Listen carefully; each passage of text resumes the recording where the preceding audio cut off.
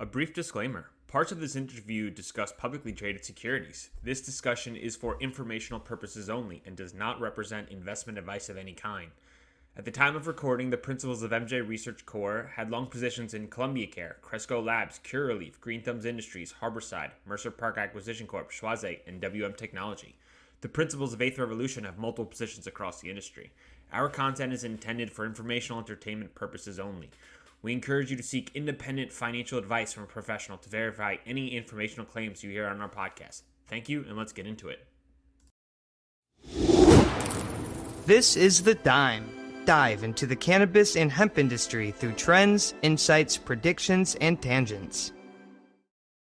What's up, guys? Welcome back to another episode of The Dime. As always, I've got my right-hand man, Kellan Finney, here with me. And this week, we've got a very special guest, Colin and Mike Regan of MJ Research. Gentlemen, thanks for taking the time. How are you doing today? Pretty good. Doing great. Thanks so much for having us, Bryan. Yeah, we're stoked to kind of dive into a variety of different topics. And I think before we can get into MJ Research and your backgrounds, I think we should start with one of the hardest questions there is in the game, which is living in your seats, gentlemen.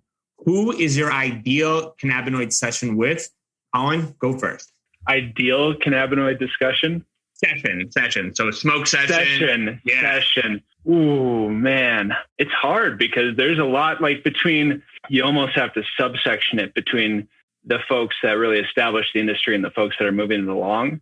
I would say in the folks that are moving along, Ben Kovler is probably an easy option. And folks that have got us to where we are now, is Steve D'Angelo too easy of an option? I'd go with those two. Mike? I guess sort of implicit in that is, are you saying we're actually everyone's smoking up and actually discussing everything? Because I'm actually not an enormous consumer. I actually do have a good memory of one, which was the Fish Show in Worcester in June 2012, where I think the entire hockey arena was hotboxed.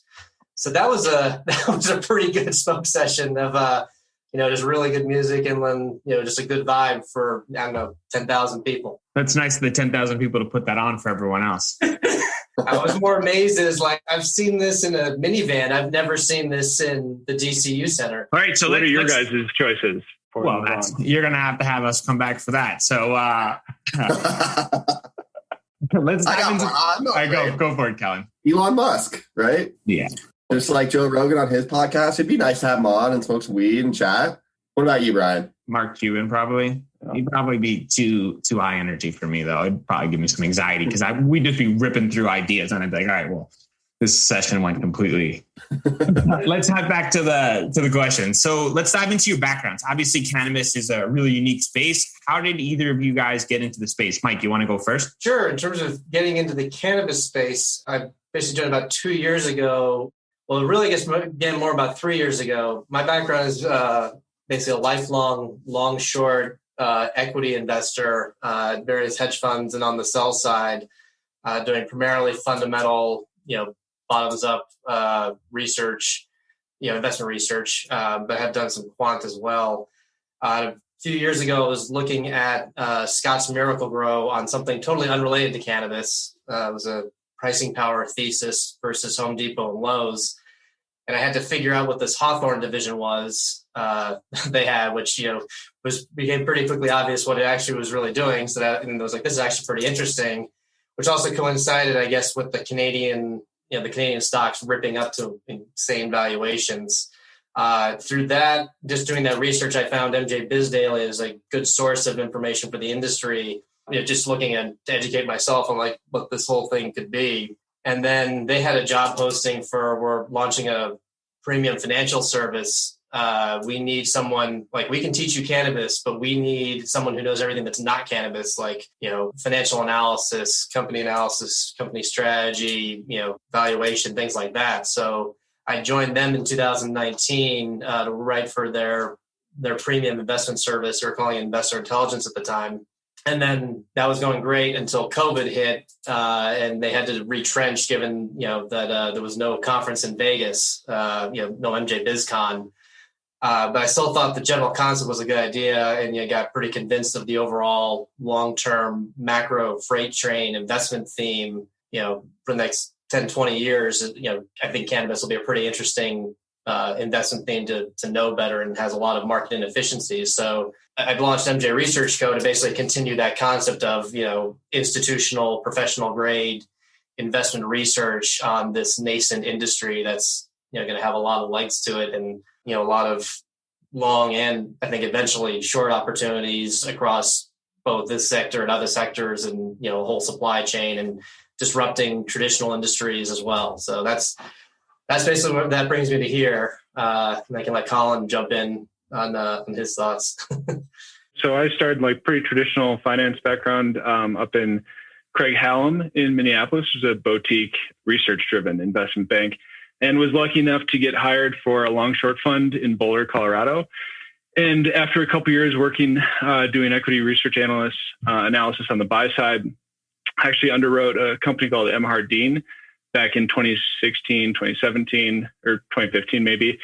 Regardless, this was at the time when cannabis companies were literally grown out of a storage locker in Boulder. They had rented out 3 of them, tore down the walls.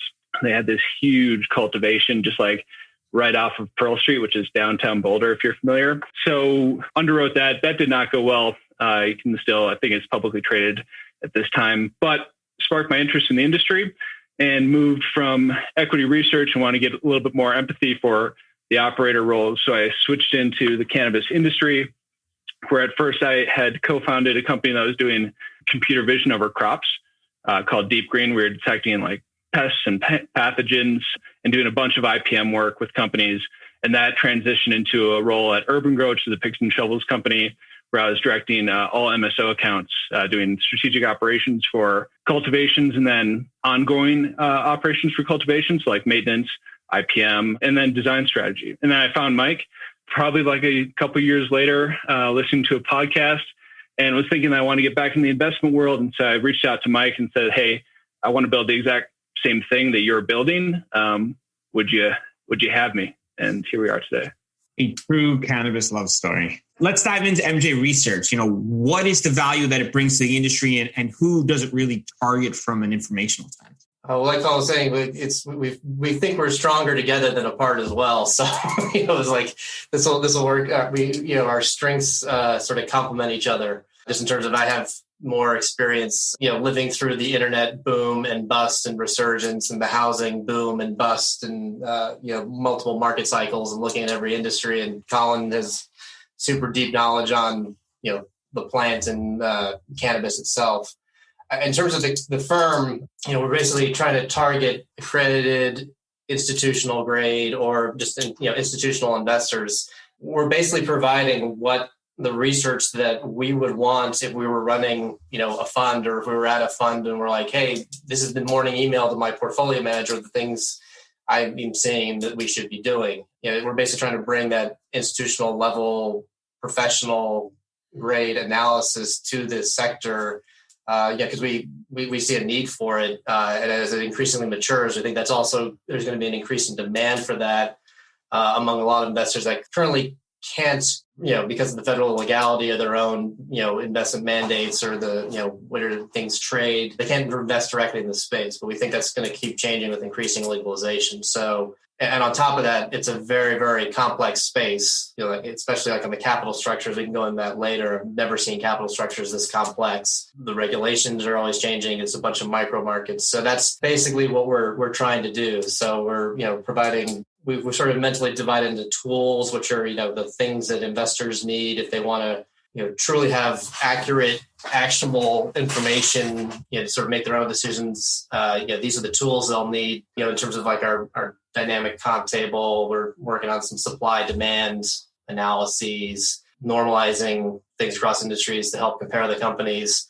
And then also, just actionable company specific research. Like, we think this company is interesting, you should buy it. We've done the research on it.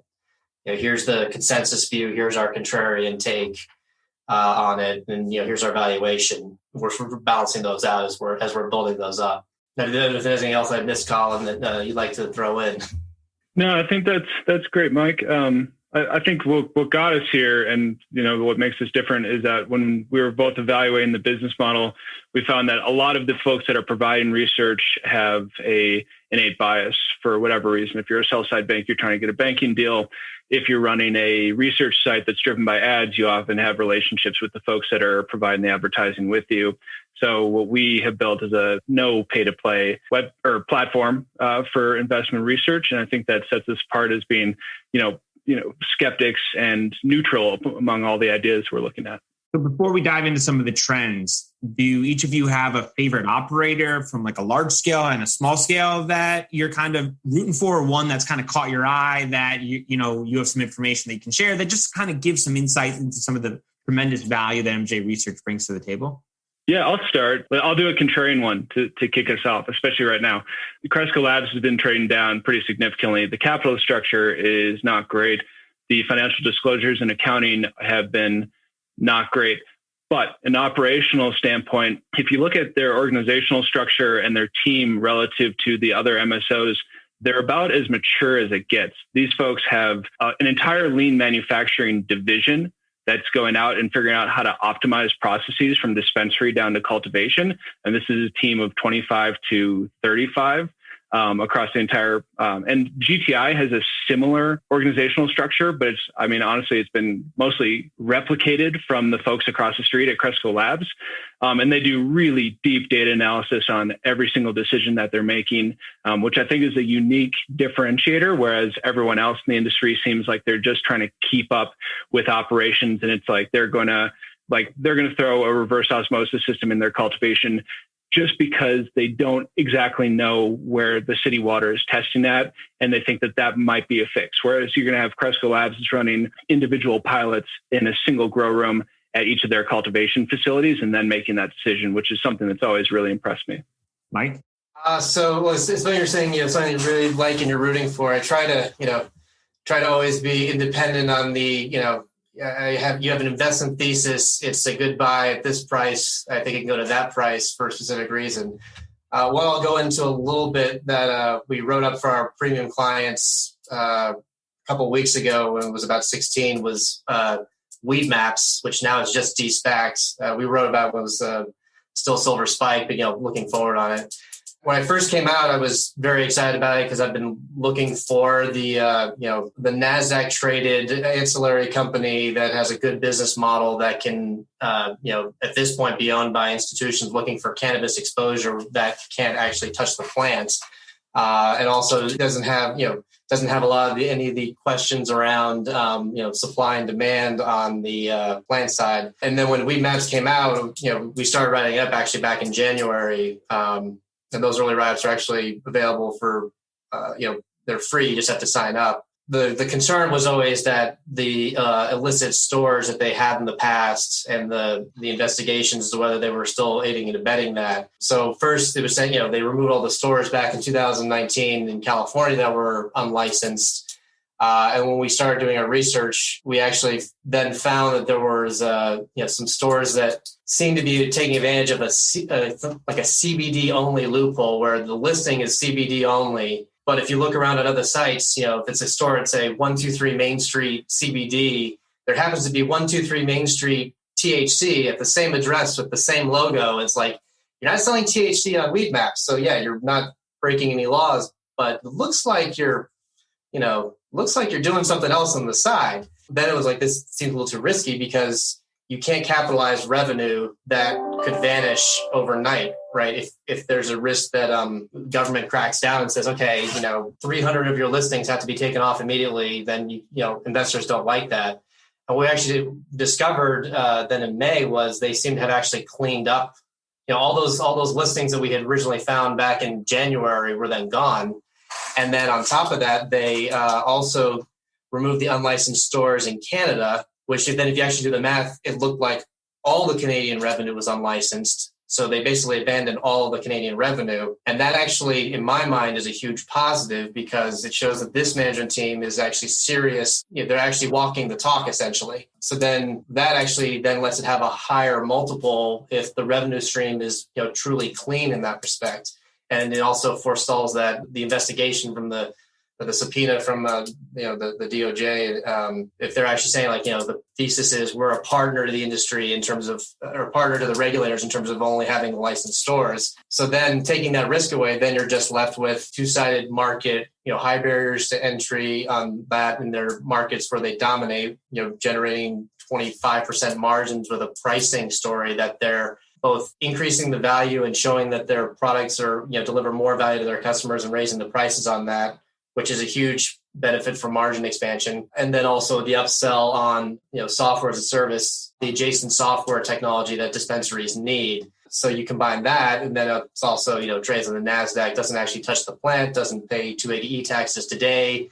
If I'm a big mutual fund that just wants to own a tech company that happens to sell to the cannabis industry, but is not a cannabis company specifically, I can actually buy it. That all sets up for what I think is a pretty interesting long case with a good business model that generates cash, that is actually earnings positive after taxes, and has still then benefits from the overall cannabis long thesis of increasing penetration across the U.S. So that's it in a nutshell. Won't go into sort of where I think the stock will go. We'll have to keep something for the premium clients in terms of our actual upsides and downsides and the risks and the such. But that's it in a nutshell. That I think that's a pretty compelling case in cannabis right now and the cannabis sector overall. Hopefully it wasn't too long-winded. No, I think that's really strong. And I think you did a really good job of teasing at the end. If you want to see, the other information, sign up and we can plug the link right there in that moment. So I think you did a really good job there. So let's kind of get into some of the trends that you're seeing from a macro standpoint.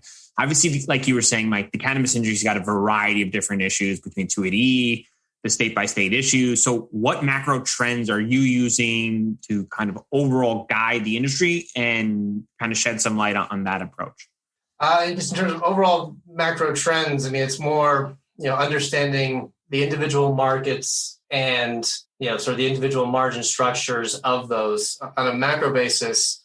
And this is more longer term that, the trend has picked up recently, but I don't think it ever really went away. It's just was dormant for a while. Will be consolidation, right? There's, in 10 years, there's probably going to be fewer larger operators, at least on the public side, versus the ones we have today. You've already seen, Trulieve is acquiring Harvest. Someone said this means mega mergers are back. It's like, I don't think they ever really went away. It's just the industry will consolidate over time. This one just happened to happen now. We have our own reasons why we suspect it happens, on May 10th specifically, versus in a year or 2 years ago, related to Harvest capital structure and voting structure. But that's just an overall trend of who is gaining increasing scale. And at this point, that has a benefit for access to capital in terms of the large players typically have sort of better access to capital and at lower costs of capital. That probably won't always be the case, though. If we have increasing legalization or safe banking, that's more of a macro trend of what levers within the companies actually start to change. And actually, we just wrote this up about inflation and cannabis. Cannabis currently has sort of the cottage industry nature of it, and the nascentness of it leads to opportunities long term to improve with scale and new processes and automation. A lot of they can probably cut costs in a lot of ways, and that's more a longer term trend that we've been looking at. And actually, Colin, you're probably better to speak about the scalability questions. But we're sort of looking at who can operate efficiently, and that doesn't necessarily mean who has the highest margins today, because I could have 100% margins tomorrow if I fired everybody. And June would be a great month, but then July would fall off a cliff, right? You can't operate a business that way. So just because you have high margins today doesn't mean that you're necessarily going to be able to maintain those margins as your business gets bigger or as the time changes. So I don't know, Colin, if you want to reflect on some of those concepts. Yeah, I'll start with macro trends that we've been looking into. I can note are the scalability and then supply demand. And so the scalability side is just that, you guys know as well as anyone that MSOs at this point are much closer to startups than they are to established public companies, like incumbents and industrials, right? So when you look under the hood at these companies, it's just mayhem, like they're scaling quickly, they're hiring quickly, they're they're acquiring companies, and it's just like from the outside, it looks really neat. And when CEOs go and tell you like we've got plans A, B, and C, but when you look at the inside, and like going into the offices, it's like people are flying all over the place. Not enough desks for people type of structure. And so you look at the scalability. It's often that how disciplined are they being about making sure that their business grows? Because often in that dynamic, you have counter issue of making sure that your business can scale is going to hurt your near-term margins. And that puts this, this like temporary bear thesis in front of investors where they're like, well, their margins are not nearly as good as X, Y, and Z. But in reality, they're prepping for the next 5 years, whereas companies X, Y, and Z are only prepping for today. And I think that's really important piece that you have to look at when evaluating these companies, because you want to hold them for 5 to 10 years. There's plenty of upside as the industry continues to grow. And so that's one of the macro trends we're looking at. It's everything from like, do they connect their ERP to their POS and their retailers, right? Like, is the POS and the retailer connected to a live menu that's got real integrations, or are they basically selling inventory on their live menu that they don't have, that their dispensary that ticks off customers when they go to the store because the product isn't actually there, right? This stuff happens all the time. Then the other item is supply demand, where, the companies that have the best gross margins right now are usually in states that have limited license and high flower prices. And so we've been digging into looking at the potential supply in any given market relative to the demand today and then the demand 5 years from now. So just assuming that the entire per capita population of an individual market, say like Colorado, scales to maturity. And wherever that maturity is, Colorado continues to grow. So it's kind of interesting to see that move on. But if you look at a state like California, where we're doing a deep dive on right now, the potential capacity of California, they could plant more cannabis than the entire state would need multiple times over. Now, it doesn't necessarily equate into low prices because not everyone's putting plants in the ground and not everyone's actually using their licenses. But if they wanted to, and as more legislation comes on to allow more outdoor grows and greenhouses in these, perfect agricultural markets or submarkets like counties, Santa Barbara, Ventura, Monterey, Sonoma, that will change the entire direction of the pricing. And eventually they'll be supplying to the entire country. But for now, it puts risk on the near-term pricing trend. Hi, y'all. I'm Joe, host of Casually Baked, the podcast. If you're looking for a one-of-a-kind cannabis-infused getaway, I invite you to join me in the beautiful wine and weed country of Sonoma County, California. As a cannabis lifestyle guide, I've cultivated a one-of-a-kind farm stay experience where you can enjoy the casually baked lifestyle and the magic of sun-grown cannabis farms and vineyards. Now, if you're into wine, weed, or both, get ready to have a high time customized just for you. Learn more at casuallybaked.com/travel. That's casuallybaked.com/travel. I think that's perfectly said. And I want to dive into Kellan because I know we've been to some operators that are one of the largest in the space and been overwhelmingly surprised by the way they handle their business. And we kind of were blown away to think that like these guys are doing tremendous numbers. And we got in there and it's like you were saying, Colin, it's chaotic. And we kind of looked at each other like, wow. And it's one of those where we just kind of got like an inside look and just couldn't believe how that was going. So Kellan, you want to shed some light on that experience and kind of piggyback off what Colin was saying? Yeah, that's funny that you brought that up because that's exactly where my head was at. And I was also debating. I was like, probably shouldn't say the name of the company or, or anything like that. But it's completely accurate, right? Like we went into their facility and checked it out. And I was just like, what are you guys doing? I was like, this is a total dumpster fire. This is one thing. You guys are not doing that. I was like, all of this other stuff you guys already bought, no one unboxed it. It's just sitting here in a corner and you're outsourcing that. I was like, what are you guys doing? And so it's absolutely insane. And just like you said, people are running around. They're like, we don't have enough boxes for the cartridges, like the wrong cartridges. Like this order was supposed to go out yesterday. And they're just all like, what do we do? And it's just insane. And they need high quality people, and the training and all these things are just so underappreciated.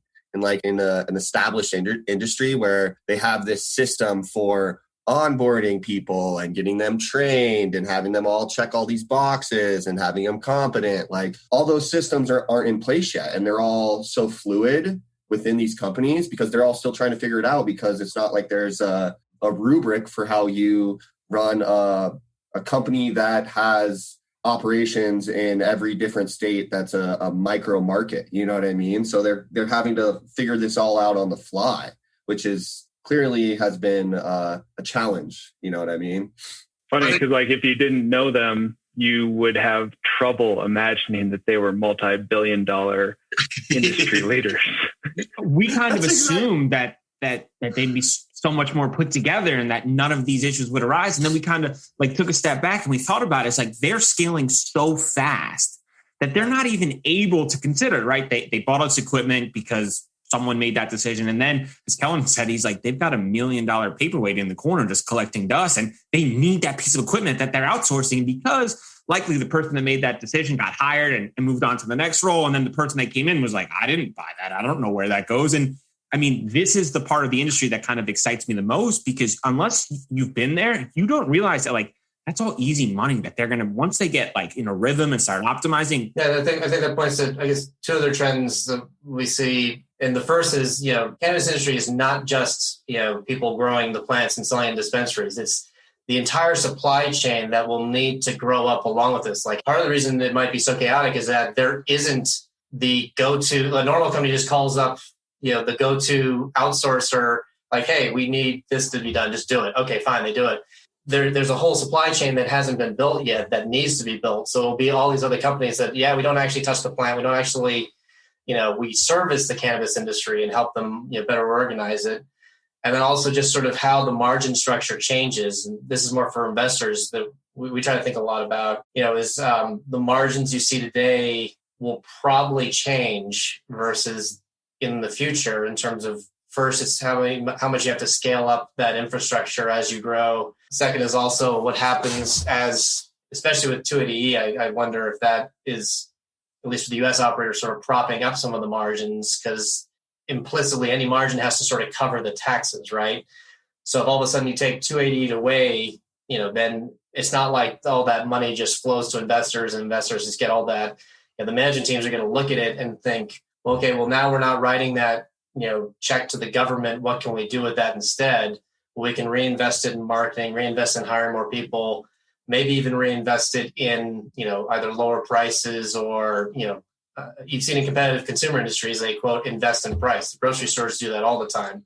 And that basically is just a price cut. So, that if you take out that enormous cost to them right now, and then no one has it, what I've seen in other industries, like this happened in 2017 with the Tax Cut and Jobs Act, when, the government just universally lowered the corporate tax rate for everybody from like 35 to 21%. Businesses that had strong, that weren't very competitive bought back stock, but companies that were in competitive consumer businesses and industrial businesses, a lot of them just spent more money on the things they were already doing, like they accelerated strategic growth plans, or they were forced to give people raises. Because like, well, we're reinvesting back in our employees, we're reinvesting in price, we're reinvesting in, product quality. And, it's not like that money was just kept by investors. But since EBITDA, which is what the industry is usually valued at, is a pre-tax measure, you have this scenario where EBITDA margins go down, net income margins or the after-tax margins actually go up. And it's a question of our investors looking closely enough at that dynamic. Because if you just see declining EBITDA margins, you'll freak out. You're like, oh, this is terrible. Your margins are going down. I don't want this. It's like, well, they're going down, but you're making more money. So that's actually a good thing. And our cost of capital is lower because, a tax cut's the cheapest form of capital possible, right? I don't have to, the government's just not taking as much money. Great. I don't have to go, pay interest to debt holders or dilute the equity holders with more shares, right? So it's actually all good, but not in the simplistic, 21% of gross profit goes into my pocket, says the investor. That won't happen. Yeah, nothing in cannabis is simple like that. So I want to ask a different question. Vertical integration, does that help the operators, you think? Because we were talking about all the challenges with scaling. So vertical integration as a whole, are we in favor of it? And from an investment side, do you think it's beneficial? Do the investors understand the challenges and the complications of being vertically integrated and having to have all these efforts and all these resources? And then the inability to kind of perfect a certain area of the supply chain. Colin, do you want to go first? I might tease and then hand off to Mike. So I think that there's a bit of nuance that vertical integration is good from an investment standpoint, and for operators right now. In the future, it won't be. So at this point, you've got relatively wide margins across the supply chain. You move from cultivation to processing, cultivation manufacturing to processing to dispensaries, even delivery. But eventually that gets more competitive. So in these limited license, let's back up. In these limited license states, you have vertical integration. You can sell from your cultivation to your retail, or even doing your cultivation to wholesale and make plenty of money. Now, you see margin compression when you look at a competitive market like California or Oklahoma, even Colorado, with the exception of this year where margins have gotten better, back to a better place. But take California, for example, when the prices go down, you see margins getting squeezed across the supply chain. It generally starts further downstream and then works its way back up, and you have a shakeout of operators, which is not obviously great for investors. But if you're in Pennsylvania, you basically make money hand over fist. Florida's a better example because you're vertically integrated and because everyone else is locked out. Now, I think in the future, as it gets more competitive, more players come into the space and more people are specialized, like there's a very low probability that someone that has operations in 12 different states and has vertical integrations is going to be able to compete with a herbal in California, right? It's a super well-run business run by people that have former experience in food distribution. The idea that like someone will be able to compete for a core competency when that's all they do every single day, it seems far-fetched. So that's my general take. Good for now, bad for later. Mike? The general concept is exactly, it's thinking fourth dimensionally, if you will. It's when in the industry growth cycle is it attractive. Right now, the lack of a reliable supply chain across the whole sector is what we were talking about before, that there's going to be this whole ancillary supply chain that needs to get built as well. You kind of have to be vertically integrated because, the one thing that's your bottleneck to your product, if you can't get it, you got to do it yourself. Writing up that, Ford for Model Ts after World War I needed to be vertically integrated. They owned forests and iron mines and railroads and glassworks, because they were sick of supply chain disruptions and there just wasn't a reliable supply chain. But Ford doesn't do any of that today because there's an entire mature supply chain. We're nowhere near that yet. So today, having the benefit is having the greater guaranteed supply of product, control over your quality, and things like that. That is more important than, shaving an extra 5% off of a supply contract. But you fast forward and all of a sudden, if there's robust wholesale markets or companies that specialize in each part of the supply chain, that, when you have that specialization, they'll probably be able to do it better and more efficiently because they're, like Colin said, they're really good at that one thing. Then it makes more sense to, it's cheaper and better just to outsource this to the person who knows how to do it perfectly. But we're not there yet. And then, it's also a lot of laws force that, and you can kind of get away with it because it is still micro markets. But if all of a sudden you took away those micro markets, you're going to see, I think, a lot more specialization over the longer term. That's a general answer, but that's I think where we're going over the long term. Kellan, you want to touch on that? As far as vertical integration goes, I think the one area I look at it is more of an optimistic perspective. I think that vertical integration is really good for all these companies to approach right now because all of these different management teams have strengths and they all have weaknesses. And I think in 10 years, they're going to figure out that, hey, our team is really, really good at this section of the supply chain. Right. And then they're going to cut the fat, and then that's going to help establish that robust ancillary wholesale market and that supply chain for outsourcing. Right. And you're going to see all these companies kind of just go and fit into what they're really good at. Right. And so if they're doing everything and they find out, hey, we have employees that are absolutely phenomenal at understanding purity of water and all these things, right, from a cultivation perspective, and then they double down on that, and then they start outsourcing the other things, I think that that's going to be really, really strong for the whole industry as a whole, right? And so I think that you're going to see more and more companies start to put resources into the areas that they're really skilled at, right? Whether that's retail, production, or extraction, or cultivation, or even some of the ancillary services like Weedmaps and other companies like that, right? And so I think it's really good for the industry. I think it's tough now though, because these companies are forced to do things on their own, and it's going to significantly affect the margins because they aren't as good at it as, say, another operator or a company down the line in 10 years, right? And it also makes it really, really messy. What are your thoughts on vertical integration, Bryan? I think everyone said it perfectly here. I just don't think people outside the industry realize actually how challenging that is. And Colin, you lightly touched on that. When you have 12 different states with 12 different regulations and you're trying to be vertically scaled, the challenge and the complexity of being good at everything is really, really, really hard. At the end of the day, right, supply chain disruption, if you don't have flower products and you're not controlling supply chain, you're not selling flower products. So at the end of the day, you kind of have to, and we all agree. And I think that's part of the excitement that I personally have, is that once some of these challenges are lifted off these operators and they can really double down on what you were saying, Kellan, on what they're good at, you're going to see kind of the best of the best kind of move to the forefront. And then at the end of the day, you'll see those numbers kind of follow too. But right now, we're all in agreement, kind of has to be the way it has to be. Good now, bad later. Well, I guess an interesting point on that, like a trend we've noticed recently is the larger operators are starting to invest more in cultivation. You just saw Curaleaf just bought, or they're in the process of buying Los Sueños, which is the largest cannabis grower in Colorado. It's basically, a giant outdoor farm in Pueblo. And that was interesting to me. If you look back a year ago, Curaleaf bought Blue Kudu, which was a little edibles kitchen and processor. It wasn't to buy the Blue Kudu brand. I'm guessing it was just buying the assets and the distribution that they had in 200 stores at the time.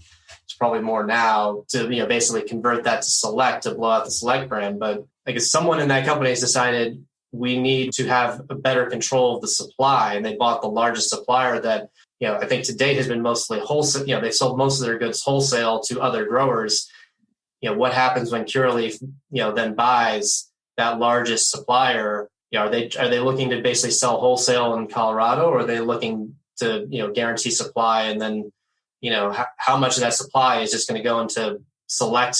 You basically go into the Blue Kudu kitchen and then just pump out Select products for the Colorado market. I'm not sure, but it's interesting in that we're seeing this trend of additional people investing in additional larger scale cultivation. I saw Columbia Care buying that giant greenhouse in Long Island, and Glass House is coming public via the SPAC. That's they're going to have a giant. They're basically converted giant greenhouse in California, to then blow out that more in a retail wholesale joint thing. And that goes back to the whole, over time, you're probably going to see greater scale.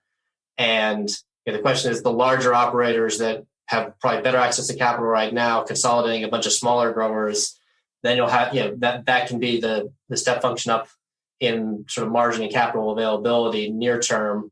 And then longer term, how much cultivation do they want or need? But that's a far longer term question.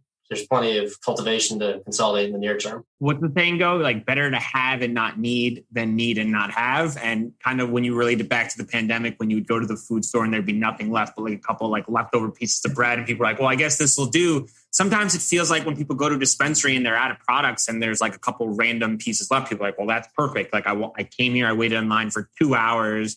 And this is all that's left. Perfect. I'll take that. And right now, we don't really know what the demand of cannabis is. We just know it's more and more. So let's go into another trend. We talked about the trends that you're seeing. Let's talk about trends you're not seeing that you'd like to see. What type of trends are out there that you think we'll see soon? Colin? I guess it's an easy segue. Like, trends that we'd like to see soon would be more operators focusing on their core competencies. So as Kellan mentioned, that's a great point, that a lot of these folks, you're starting to see who wants to be good at what. And sometimes we're even seeing who's good at what, but it's not always the same.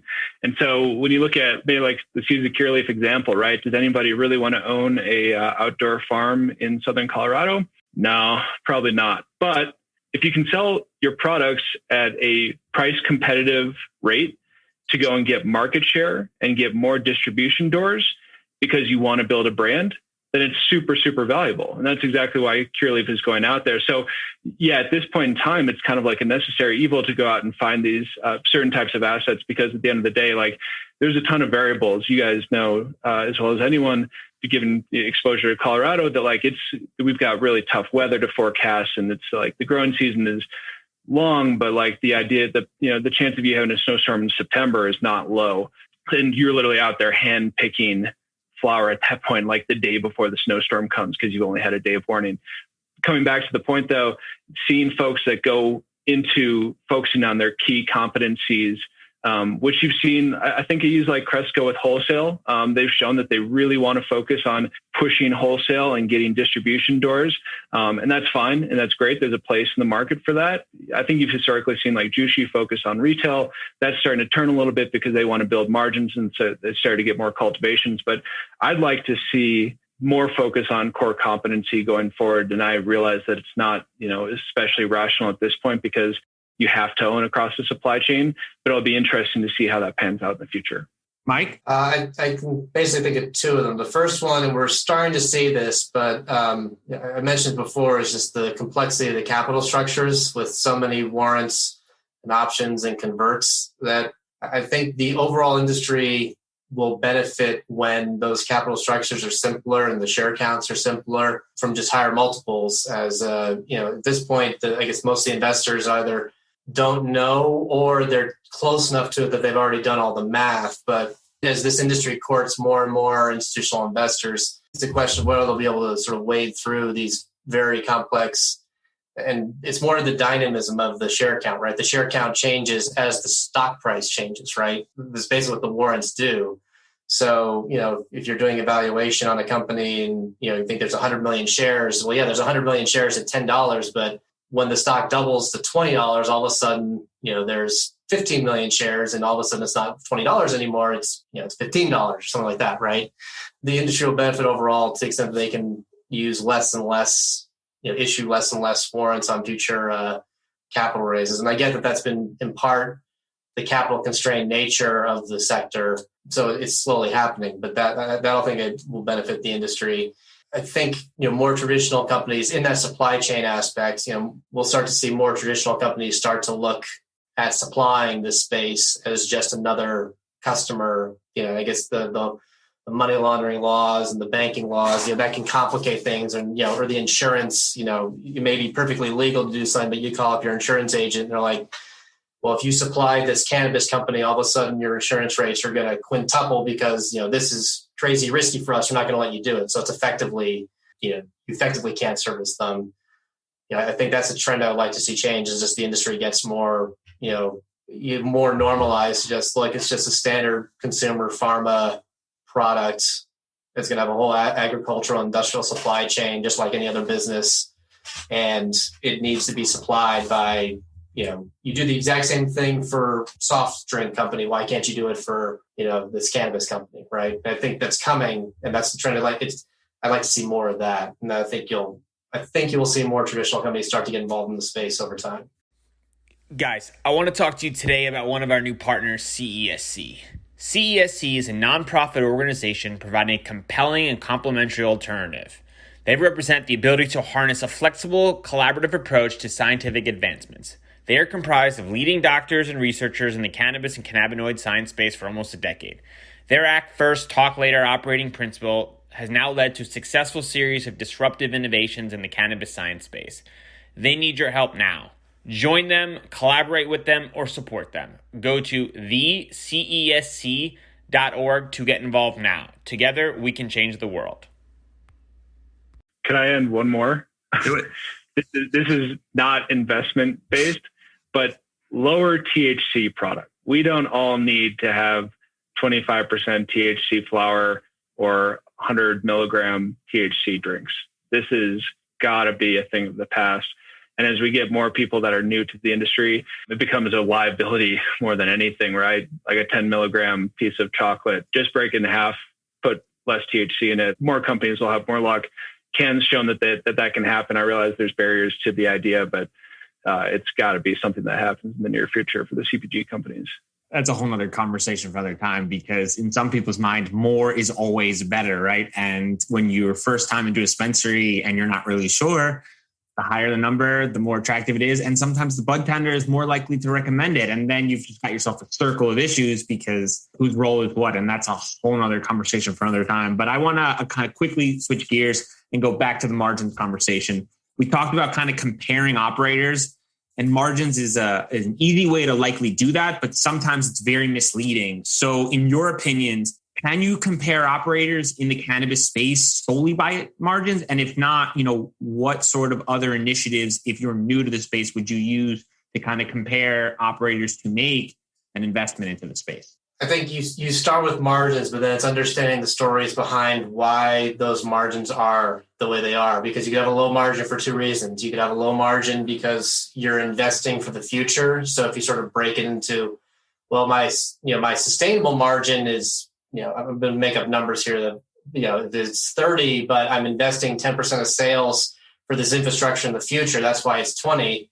That's a very different story than, our product just doesn't have very good branding power and we just have to keep cutting prices because our product sucks and that's how we compete. That's a very different reason of why are you at 20% margin instead of 30, just to make up round numbers, right? That would require us going in and understanding, what is the margin structure? Why is it that way? And then Colin and I have talked about this also, just properly adjusting for them, because this may also be a trend for the overall industry. They would all benefit if they, try to show try to report their financials in, sort of as clean a way as possible. More information is always good to let investors make more adjustments as they see fit. But sometimes, the headline, adjusted EBITDA might include things that investors would be like, well, is that really one time? Should we really be excluding that? Are you just, that's sort of a trick. And it's not just cannabis. A lot of companies will do that. They'll throw recurring things into the one-time line. It's like, wow, your one-time expenses are always something big.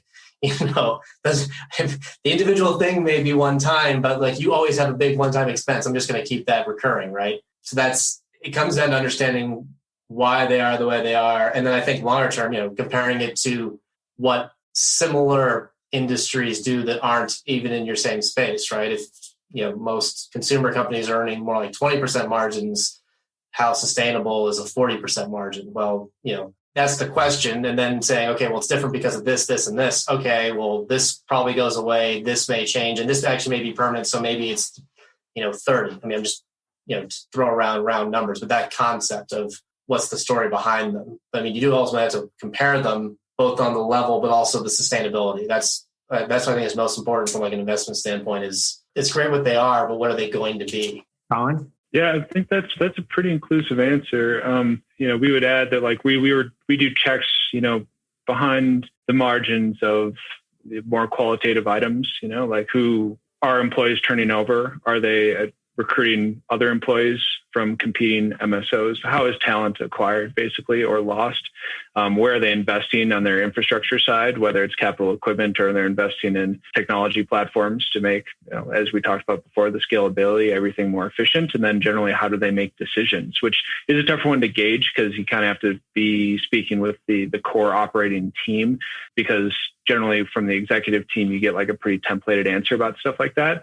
But you can kind of parse a lot of the takeaways out of looking how historically they've made investments in the past, and then even how they shape those investments in the public view, because obviously there's always a deeper read than what's in the press release. Yeah, I think those are both really well said. And I think that's exactly the value that, your team brings to the space. So I would encourage anyone who's kind of interested in learning about the industry to kind of dive into MJ Research's platform and to kind of get involved, right? Because the only way to really know is to work with experts like yourself to kind of go there. So before we go into prediction time, we ask our guests a couple of different questions. We'll start with you, Colin.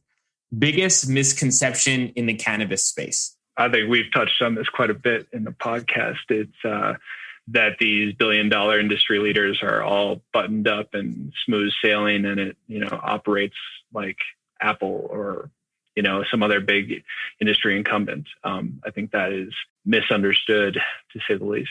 Mike? I guess from an investor perspective, I guess maybe you see sometimes this more in some of the companies themselves, but the cannabis industry is its own unique thing, has its own special valuation metrics and special things. As I see it, it's a rapidly growing growth industry, but it's still, a consumer product with, a capital intensive supply chain that needs to be built out, and a capital intensive business. And you should view it within the lens of whatever that of the consumer or industrial or agricultural portion that, you have to figure out which individual company is actually what it has more or less of each of those things. But it's not like cannabis is really special because of this. This is from the business standpoint, to be clear. It's a consumer product. It's rapidly growing, but if you're going to do valuations, you should look out to when the growth slows down. So look out 5 or 10 years and then put normal consumer multiples on that 5 or 10 years out and then discount it back. But it's not like, this should trade at 50 times revenue because it's cannabis. It's like, no one should do that analysis of like, I think it's going to go to 55 times revenue. The reason you do that is because, putting a normal consumer multiple on the far out growth and discounting it back implies 50 times a day, but it's really just, 3, 4, 5 times revenue, or, a more reasonable net income PE, 20 times PE on my 2030 estimate, right? That's how it should be viewed. And that's how we try to view it as, what do you actually do? Okay, you cultivate a product and then you process it and then you sell it in a retail establishment. How does that compare to other companies that do something similar? If you could sum up your experience into a main takeaway or lesson learned to pass on to the next generation, what would that be? All experience? Yeah, like any experience, something that you've learned in the cannabis industry that for the next generation you wanted to pass on a lesson, something that a wide-eyed freshman walking into a college who's eager to get into the cannabis industry and they're ready to start their career when they graduate. What lesson have you learned or main takeaway that you'd want to pass on to them? Something that you could share as like a guidance lesson. I've got 2 sons. They're not quite college age. They're 9 and 11, but I try to do that every day in terms of like, what am I trying to teach these kids to prepare them for the next 30 years? And it's, I don't know, my general concept is to, think critically for yourself, study history to see what has happened before, because human behavior tends to, I think, repeat itself, or, people tend to operate in patterns. So we get good at pattern recognition, but also then think critically for, don't just be stuck with certain analogs of the past, like, this cannabis example is like, alcohol was prohibited and then went legal. It's going to look exactly like that. That can be a model to help you think about what will happen in the future, but you still have to think critically, and I guess the other key lesson is just to always try to disprove yourself, right? It's the logical concept of like with the black swan example, the 1,000th white swan doesn't prove that all swans are white. It's that the one black swan disproves that all swans are white. So try to find the thing that, if this is my hypothesis, what would disprove it? And then look for that. But those are the general lessons I think apply in sort of any environment and help you react quickly to the macro hand that the world deals you. Well, I don't think I'm going to top Nassim Taleb analogy life experience. I'll go higher level just because I don't want to compete. But I think it's, it tends to be like that stereotypical phrase of like, building your network is, I think network is net worth, right? But what I've learned, especially through like coming through equity research and then getting into the cannabis industry, is always that there's always someone that's smarter than you that's going to be able to provide you a ton of information that will shortcut your ability to get to where you want to go, whether it's in a career or a life decision or whatever it is. And if you are proactive on reaching out to those folks, more often than not, surprisingly, they're willing to share their advice, which has been, I think you realize that as you get older and older, but like being able to find those folks that are willing to just help, despite even like not necessarily having a full relationship with you. First off, it builds a relationship, but then second off, it gets you to where you need to be much faster than if you were to go out and try and do all of the digging on your own. So I found that valuable both in cannabis, but then also just in having like general mentors from my past roles at other companies. And it's been super helpful. Those are 2 of my favorite answers that I've heard so far since we've done that. Last time either of you have consumed any cannabinoids? Last weekend, I tried the cookies pancakes. I actually have it right here. It's sitting across my desk. But yeah, it's called Cookies Pancakes. I'd never tried cookies before, so I just wanted to see what it was all about. It was relatively new to Colorado, I think like last year. And I know the farm that's been growing the strains. So it tastes sweet, maybe like pancakes, maybe might be a self-fulfilled taste, but otherwise good. Pound rating is a good. Let's see. Think about a week ago, I had an edible, like a little gummy. It was fine. And then, went to sleep soonish afterwards and had a nice sleep. So nothing crazy or exciting.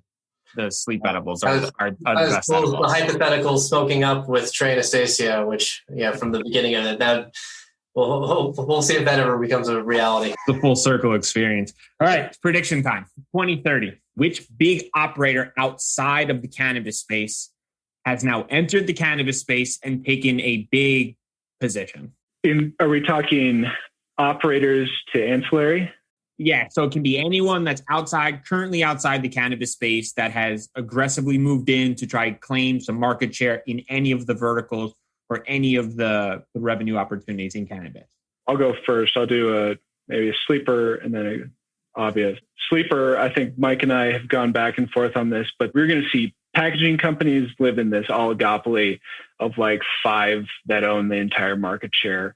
And the idea that someone's going to innovate something completely new and special when these guys have been doing it for decades or even longer seems like it'd be really, really tough. And so I fully expect that, the balls of the world will be going in and taking a run on all things packaging, especially given that right now you have just so much just like wasteless plastic, and it's really hard to build a packaging company in the first place because molds cost a ton of money and you can't really raise startup capital for it because it's a relatively low margin business.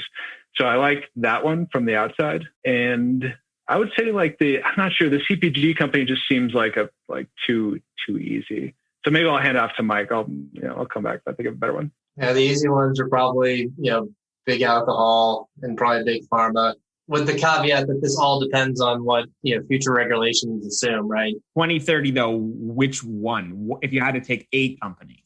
Assume by 2030, there's general legalization and interstate commerce, then you would look for someone with large distribution capability. The obvious one there is Amazon. I'm not saying that Amazon is a cannabis stock by any means at all. We're going to remove that part. I'm saying do not go buy Amazon for the cannabis long-term option opportunity. That's insane. They did just quit testing their employees though. Well, that's the thing. But here's the thing. To my point, exactly, that is actually significant in that, look, they see, what is Amazon? Amazon is basically a distribution platform of stuff to your house. And they just want to get more stuff through their pipes to your house. So that actually makes perfect sense, assuming the laws go that way and they're already set up for it. It's just another brown box to them, right?